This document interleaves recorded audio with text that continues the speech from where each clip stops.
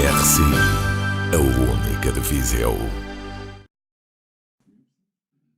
Estimados ouvintes, bem-vindos a mais uma edição da rubrica Tendências. O meu nome é Sofia Tavares e é com muito gosto que todas as sextas-feiras estou convosco através da RCI e da RCS para dar voz a um painel de especialistas que partilham connosco as mais recentes tendências de mercado. Hoje recebemos em estúdio José Miguel Simões, professor e diretor do Centro de Educação EduFor, um centro de formação contínua que tem sede em Mangualde e que associa os agrupamentos de escolas de Canas de Senhorim, Nelas, Mangualde, Penalva do Castelo, Sátão, Vila Nova de Paiva e a Escola Portuguesa em Luanda. É também coordenador do EduFor Innovative Classroom Lab, a primeira sala de aula do futuro da região centro-norte do país. Bem-vindo, José Miguel. Como está? Hoje falaremos sobre as novas tendências e os novos desafios na área da educação. Começaria pelos desafios. Quais são e o que é que nos traz de desafiante a educação do século XXI? Eu penso que o que traz mais desafiante a educação do século XXI é termos uma escola que seja contextualizada com o ambiente que nós vivemos, contextualizada com o meio em que ela se insere e o desafio de prepararmos jovens para um futuro que é hoje, que acontece, mas que é desconhecido no sentido de que a nossa sociedade está a mudar ou está a atualizar-se a uma velocidade estonteante. Sim. Enquanto que quando nós éramos alunos, na altura que eu fui aluno, era mais fácil prever o que é que aconteceria quando eu terminasse o nono ano, o contrato do 12º ano. Não é?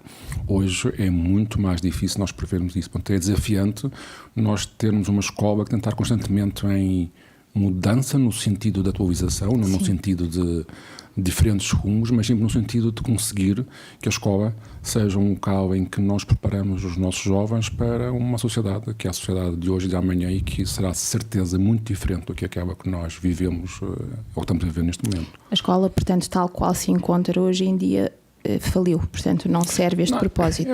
A palavra faliu pode não ser a palavra mais correta. A questão é que nós temos um sistema escolar, temos uma escola num modelo que foi criado para a massificação e foi importante e teve o seu papel, e em Portugal somos uma democracia recente e aquilo que a escola e como modelo fez foi importantíssimo, muito interessante, mas de facto que não, se mantivermos esse modelo não serve aos propósitos de hoje. E porque hoje nós não pretendemos que o aluno saiba reproduzir os conteúdos, porque isso reproduz melhor as máquinas do que nós. Precisamos de um aluno que saiba perfeitamente trabalhar em colaboração com os outros, que conheça assim os conteúdos, portanto, o currículo mantém-se, o currículo não é uma pedra central na escola, mas quer dizer, não podemos continuar a preparar alunos para uma repetição de conteúdos que depois, passado algum tempo, já não existem e já estão em mudança permanente. Estamos a falar aqui numa formação que tem que aliar também o desenvolvimento de capacidades e competências àquela que é a passagem do conhecimento, não é? A transmissão do conhecimento. Sim, sem dúvida. Aliás, basta nós olharmos aquilo que é o perfil dos alunos da escola obrigatória, um documento de 2016 que foi aprovado por unanimidade na Assembleia da República, e percebemos qual é o perfil do aluno que queremos e a sociedade quer, portanto, não é? Que seja ao fim da escola obrigatória, ao fim dos 12 anos em que esse jovem está, portanto, nas nossas escolas. E se olharmos para esse perfil, não estamos a falar apenas do conhecimento basilar de disciplinas, estamos a falar desse conhecimento também. Sim, que é fundamental. Fundamental, claro que sim, mas integrado de uma maneira diferente. Estamos a falar que, vamos a um caso prático, eu posso trabalhar as equações da matemática, eu posso trabalhar as equações na geografia de modo separado, até usando alguns exercícios diferentes, ou posso trabalhar de modo integrado estas duas disciplinas, um conteúdo que ali está em causa, mas no fundo, porquê que modo integrado? Porque é isso que vai acontecer no mercado de trabalho, é isso que vai acontecer na nossa sociedade, as coisas não estão isoladas, não são estanques, elas estão integradas. E, então portanto, esta segmentação de disciplinas de facto tem que ser revista, não faz sentido. Não é? E está a ser revista quando nós temos as nossas escolas com autonomia e flexibilidade curricular, elas podem olhar para o currículo de maneira diferente e cada vez temos mais escolas a fazer esse trabalho de modo diferente.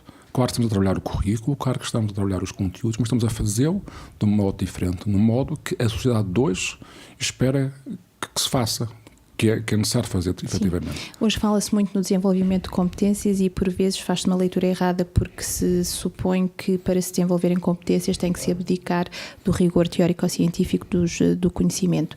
E, na verdade, há aqui um complemento de formação que, no fundo, fará com que, no final, o perfil de aluno esteja mais apto a integrar o mercado de trabalho e a conseguir lidar mais facilmente com os desafios de trabalho e não necessariamente prescindir de um conhecimento teórico de fundo e bom, não é? Bem estruturado, para se lidar com as competências exclusivamente e só e com as várias literacias que hoje fazem parte das novas perspectivas de educação para o século XXI. É isso, não é? Sim, é isso. Enquanto se fala em que hoje já não se ensina nas escolas, ou que no meu tempo aqui era bom, é um saudosismo daquilo que nós conhecemos, não é? E que funcionou, agora precisa ser diferente. Portanto, não está aqui efetivamente em causa. Nós podemos olhar para um grupo de jovens hoje nas nossas escolas e atribuir-lhes um projeto para trabalhar as diferentes disciplinas e o resultado que sai dali é fabuloso, é excelente. Claro. E, portanto, esse foi o conhecimento que eles teve. Portanto, as coisas... Só que nós pomos muitas etiquetas nas coisas e quando se põe uma etiqueta às vezes parece reduz, complicado, claro. Reduz, não é? Depois temos também, infelizmente na nossa sociedade, às vezes uma discussão só nos títulos, não é? Sem olhar ao conteúdo, sem olhar o que está. E é preciso que a discussão exista, é preciso que as pessoas conversem e muitas vezes ao fim de algum tempo as pessoas estão a falar da mesma coisa, claro, só estavam a chamar nomes diferentes e afinal até concordam, mas é difícil. Esta discussão na sociedade sobre a educação é necessária e está a acontecer. Aquela discussão em torno da educação que nós vemos nos jornais, esses títulos que referiei bem, acaba por ser sempre uma discussão pobre e algo negativa. Existem, de facto, boas práticas educativas neste momento a decorrer no nosso país? Sem dúvida, não é? Existem muito, sem dúvida. E mesmo isso disse, boas práticas, porque posso estar eu a discursar ou a defender uma determinada ideia, pode estar um académico ou até com grande conhecimento de causa, mas vamos ver as práticas. Nós temos colegas nossos, professores, não é? A fazer de maneira diferente. Não quer dizer que fizessem mal antes. Faziam num contexto e que agora é um contexto completamente diferente. Cada vez temos mais professores a trabalhar com os colegas de outras disciplinas, a trabalhar de modo colaborativo, não é? E, portanto, as escolas estão a olhar para isto de maneira diferente. No caso concreto das escolas associadas ao Edufora, que eu acho que há pouco referiu, ou ao que houve a oportunidade em 2017 das escolas, por opção sua, participarem no projeto de Autonomia e Flexibilidade Curricular, todas essas escolas, todas informalmente, formalmente foi menos uma, carregaram aquela oportunidade para olhar para dentro e ver o que é que fazemos e podemos fazer melhor. Não é porque fazíamos mal. Nós podemos fazer melhor. Nós fazíamos como era necessário fazer, como aprendemos a fazer. Portanto, eu, na minha formação académica, no meu primeiro ano de estágio, portanto, eu aprendi a pedir aos meus alunos que decorassem e que praticassem um bom aluno na matemática naquela altura, e não são tantos anos como isso, cá são muitos, de facto, era aquele que conseguia rapidamente reproduzir os exercícios que eu pedia. Não é isso que se permite. E para mim, como professor, tenho de facto de tirar esta etiqueta. Sim, estou a ensinar matemática, estou a falar em matemática, mas posso fazê-lo de maneira diferente, interligado, contextualizado, não é? Usando a tecnologia. A sociedade é uma sociedade tecnológica, ela está permanente em todos o nosso dia-a-dia. Estamos aqui a falar num podcast que há uns anos atrás isto não acontecia, portanto, não é? Portanto, a sociedade está numa mudança de tal modo em que a escola não pode se fechar sobre ela própria e tem de ser permeável esta mudança. E porquê? Tem de ser permeável porque os nossos alunos não vão ficar na nossa escola. Os nossos alunos vão para a sociedade que estão aqui, vão para o mercado de trabalho. E preciso falar na sociedade, falar em mercado de trabalho, porque o mercado de trabalho precisamos estar sempre a pensar em dar resposta àquilo que as empresas precisam. Mas elas precisam daquilo que a sociedade, portanto, está a necessitar, também, está a precisar. Sim. Falava no Centro Edufor. Centros de formação como o Edufor são uma boa resposta para estes desafios? Sim, sem dúvida. Repare, nós temos um sistema em Portugal muito interessante, que começou em 93, até talvez o modo como começaram os centros de formação foi para rapidamente dar resposta à necessidade das escolas estarem associadas para concorrer a fundos comunitários para a formação. Podíamos dizer hoje que essa podia não ser o melhor motivo, mas foi um bom motivo e claro. Aconteceu. E hoje nós temos uma rede de 92 centros de formação em todo o país, ou seja, organizados em 5 regiões, portanto, no nosso caso na região centro, falámos de 19 centros de formação. e são 19 centros tão próximos das escolas. Portanto, no caso do EduFor, conheço muito bem e trabalhamos muito bem estas escolas que estão aqui. A Escola Perdida do Anda, nós trabalhamos à distância, é um caso muito especial, mas quer dizer, é localizado. Portanto, ou seja, estas entidades formadoras, portanto, conhecem o terreno e estão organizadas em rede de modo a ser possível dar uma resposta local, mas sempre inseridos num panorama nacional ou internacional. Certo. Explique-nos um pouco melhor como é que funciona o Centro EduFor de Mangualde e que tipo de serviços de apoio é que presta, quer aos docentes, quer ao pessoal não docente, o que é que se pode esperar do centro? Um centro de formação de associação de escolas, antes de mais, é uma associação de escolas. Quer isto dizer que um centro de formação é aquilo que as escolas associadas quiserem e criarem condições para ser. Mas no caso do EduFor, nós não nos limitamos a dar uma resposta a apenas aquilo que é o mínimo exigido no centro de formação. O que é o mínimo exigido no centro de formação neste momento é que, de facto, coloque no terreno formação para professores, e principalmente para professores, mas também para pessoal não docente, e que ajude numa das componentes que é, portanto, a avaliação externa dos professores, no caso concreto, na atribuição de avaliadores externos. Esses é que são, digamos, o patamar mínimo, e todos os centros o fazem. Certo. Mas no próprio legislação daquilo que devem ser os centros de formação, abre-se a porta a muito mais, que tentem, portanto, trazer às escolas inovação, que tentem trabalhar em rede. No caso do EduFor, já há muitos anos, já na altura, no anterior Penalva e Azurara, portanto, que os centros foram reformulados, esta era só uma das partes do nosso trabalho. Sem dúvida, nós, portanto, temos no terreno, por exemplo, posso dizer, brevemente serão abertas inscrições para um pacote de 62 ações de formação que vão decorrer entre janeiro e outubro do próximo ano, portanto, com financiamento do POCH. Tem uma excelente oferta, vamos abranger, portanto, todas as áreas que as escolas solicitaram formação, para todos os grupos disciplinares, mas temos também a decorrer, portanto, a observação de aulas para a avaliação de desempenho, mas essas são uma das partes. Portanto, nós penso que nos diferenciamos em relação aos outros centros de formação, alcançam alguns, é na tentativa de trazer para a nossa região, para as nossas escolas, aquilo que são projetos inovadores, aquilo que é inovação. Certo. Portanto, o centro deve ser também um polo agregador de inovação com e para as suas escolas. E penso que é isso que nós queremos fazer, com vários projetos ao longo do tempo que nós temos estado envolvidos. Quando falamos em melhoria de desempenho dos docentes e também das equipas não docentes, estamos claramente a olhar para as escolas numa perspectiva diferente. Qual é o novo olhar que devemos ter sobre a escola? É um edifício que agrega uma logística onde é possível dar aulas ou é mais do que isso? Não, é mais do que isso. Eu não tenho dúvida que todas as escolas se veem mais do que isso. Às vezes isso estava difícil, onde se pode dar aulas. O peso é tão grande que deixa pouco espaço para o resto. E este espaço para o resto, que é o quê? É os professores poderem trabalhar com os seus colegas, terem espaços para poderem preparar as suas aulas em conjunto, para poderem trocar essas ideias, ter espaço para que os alunos façam muito mais do que apenas estar em atividades dentro da sala de aula, que existam atividades fora da sala de aula, projetos, que existam outros clubes. Isso é que faz uma escola. Portanto, se for aquele edifício que se cumpre das 9 às 5, não é? E cada vez temos menos escolas dessas, não é o que é desejado, penso eu. Portanto, há aqui uma noção de comunidade educativa mais do que de espaço. Sim, cada vez mais, repare, e cada vez mais esta aproximação que tem existido entre as escolas e os municípios. Se nós pensarmos num passado recente, a relação que existia entre uma escola e o seu município, ou a sua Câmara Municipal, era quase uma relação de necessidade, vamos ser práticos, de entrar em contato com o município quando se precisava do autocarro ou quando se precisava de algo mais, não é? Hoje, o trabalho cada vez é menos isso. Sim. E é o que acontece por toda essa Europa, quer dizer, portanto, há uma responsabilidade local da educação. Portanto, neste momento, o trabalho entre as escolas e os municípios está a ser diferente, mas leva o seu tempo, porque não havia essa nossa prática. Naturalmente, sim. Portanto, temos comunidades em que a relação de parceria entre o município e a escola em si é excelente.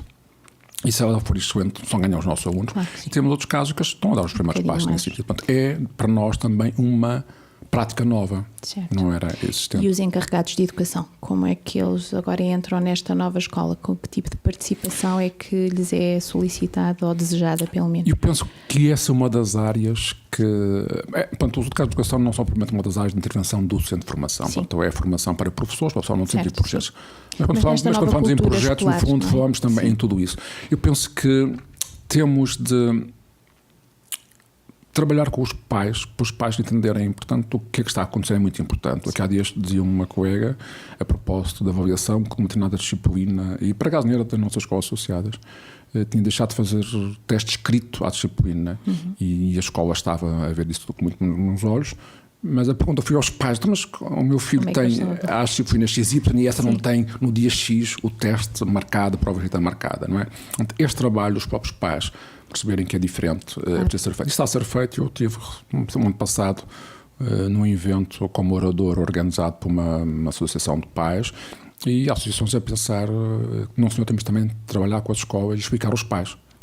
Hoje o que se necessita da escola é diferente. Por caso contrário, os pais têm o registro quando foram alunos. E o registro quando foram alunos é que, de facto, convinha marcar os testes aí logo no primeiro dia para as coisas ficarem tudo organizado. E essa não é uma única forma de avaliação, pode ser ou não. E acresce também alguma desinformação, não é? Sim, acresce alguma informação, porque nós temos sempre aquilo que foi o nosso registro. Claro. Não é isso? Eu foi o meu registro enquanto aluno, não foi o meu registro enquanto pai.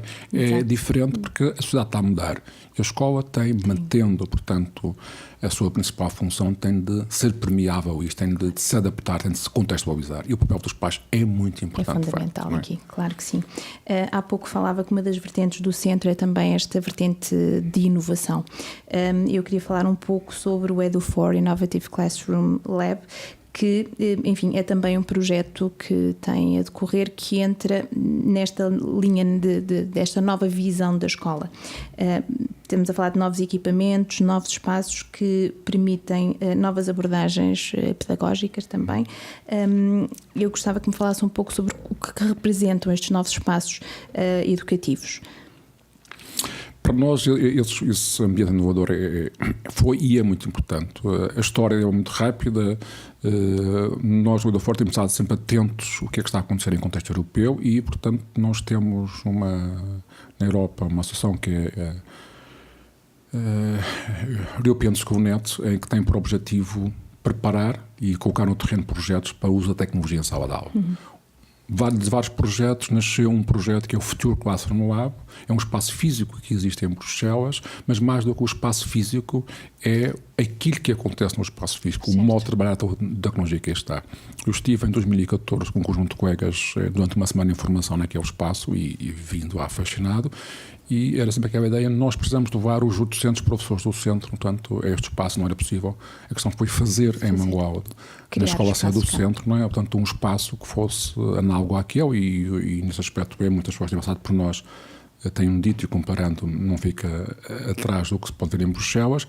É um espaço para nós repensarmos a escola de aula, repensarmos o modo como é que eu posso trabalhar. Eu estar naquele espaço, só um professor e uma disciplina, é pouco. Se tiver dois professores, trabalhar a mesma disciplina, as mesmas áreas, ou trabalhar conjunto, é diferente. As pessoas percebem isso, não só com a tecnologia que lá está. Sim. E a tecnologia aqui vai mudando, mas principalmente as áreas de trabalho, o modo de trabalhar. Portanto, tem um espaço, podemos dizer assim, em que não há secretário do professor, digamos assim. Foi também importante para nós, serviu para nós pensarmos sobre ele e servia para as escolas conhecerem. E hoje temos, por exemplo, como o caso do Sátão, que já abriu um outro espaço desses, ou o caso Penal do Castelo, que abre recentemente um espaço desses. Falo das nossas escolas sociais, mas também tem escolas aqui à nossa volta que estiveram e conheceram e puderam ter a oportunidade daquilo como nós tivemos de ver. Claro. Portanto, em Bruxelas, no FCL, verem aqui na nossa região e estão receptivas e conhecer, porque é diferente nós conhecermos por um vídeo, conhecermos por um artigo, ou estarmos lá, sentirmos lá, levar lá uma turma, não é? E isso tem sido para nós um dos projetos mais desafiantes, principalmente para as pessoas perceberem o que é que hoje está. Contar uma pequena história: nós temos formação de professores também lá, claro que sim, não é? Também tentamos mudar a formação de professores hoje. Contava ano passado um dos nossos formadores, em que, porque a ocupação da sala muitas vezes é manhã, tarde e à noite. Sim. E tinham mudado a equipa de funcionários que tinham feito a limpeza à sala. E arrumaram a sala, ou seja, a sala tem cadeiras que são móveis, estão sempre em grupo, e naquele dia arrumaram a sala, ou seja, colocaram a sala em fila.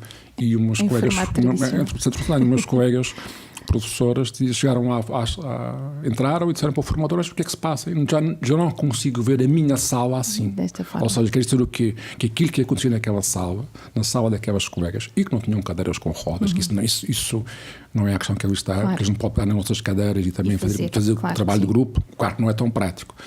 É a prova que aquela sala servia de espaço de de motivação, de inspiração. Uma nova atitude, não é? Um Para mindset nós, diferente que claro, haveria ali. para nós, nas salas de aula que temos, porque não temos em todas as salas aquele tipo de espaço, podemos fazer as coisas de maneira diferente, mas contextualizadas. Isso é ótimo, não é? Fazer diferente é sempre bom, sobretudo quando nós temos tantos recursos Claro. Disponíveis. Falava que, portanto, a primeira sala que viram foi em Bruxelas e estamos a falar aqui também num conceito quer de formação, quer de educação em rede, não é? Em que nós temos vários países a desenvolver e a levar por diante práticas com experiências diferentes, com know-how diferente. Esta integração de outras culturas, de outras aprendizagens, de outras experiências é um processo de construção da escola do futuro. É isto que se pretende? Sim, sem dúvida. Repare, nessas escolas de informação já existe uma grande prática de trabalho em rede, trabalho colaborativo. As próprias reuniões do Conselho de Diretores discute-se muitas vezes a partilha e isso. Quer dizer que aquelas escolas já estão habituadas a trabalhar em conjunto. Quer dizer que a escola de Nelas poderá trabalhar com a escola de Mangual, estão aí ao lado. Mas isto não pode ser diferente da escola de Nelas que trabalhar com uma escola na Holanda. Do mesmo modo que há 20 anos atrás, se calhar não fazíamos Mangual de Viseu como fazemos hoje para vir cá tomar um café e ver um jornal. Quer dizer, hoje ir a Holanda ou ir a outro país é diferente. Quando se falamos numa Europa, não é? Se falamos no mesmo território, temos de falar no mesmo território educativo. E porquê? Porque os nossos alunos estão hoje na escola portuguesa. Podem estar amanhã a trabalhar numa empresa no outro lado. Ou seja, temos hoje oportunidades para podermos trabalhar em rede, não só localmente, e já o fazemos, quando é muito prático, já então não sequer se coloca, digamos, a questão de pensar que uma das escolas sociais de formação está a trabalhar de modo isolado. Portanto, trabalhamos em conjunto, há projetos diferentes, há maneiras diferentes de trabalhar e não é a questão qual é melhor ou qual é pior, são diferentes, ainda bem. Mas esta questão de transformar o local, digamos, em nacional, e o nacional em europeu ou internacional, é imprescindível. É importantíssimo.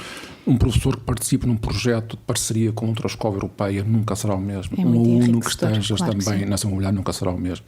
E isso está cada vez mais a acontecer porque também é cada vez mais fácil nos movermos. Até porque a mobilidade hoje é uma realidade, não é? Não podemos escapar a ela. Portanto, falamos de uma escola que está cada vez mais bem equipada, com acesso a novas tecnologias, alunos com literacia ao nível da informação e da tecnologia cada vez mais desenvolvida. Qual é o perfil de professor que necessitamos para este aluno? O que é que o professor tem de adquirir, tem de desenvolver, tem de reinventar? Esta questão do perfil do professor é algo que já se tem discutido e escrito muito. Eu acho que o que é imprescindível que o professor de hoje seja um professor que está aberto à inovação. Está aberto a perceber que eu fazia assim há 10 anos atrás, e era assim que se fazia, era assim que era possível. Se calhar hoje eu tenho de repensar se devo continuar a fazê-lo de igual modo ou devo de olhar para formas diferentes. Portanto, hoje o que se pede a um professor é que seja um professor que esteja aberto a fazer que aquele espaço...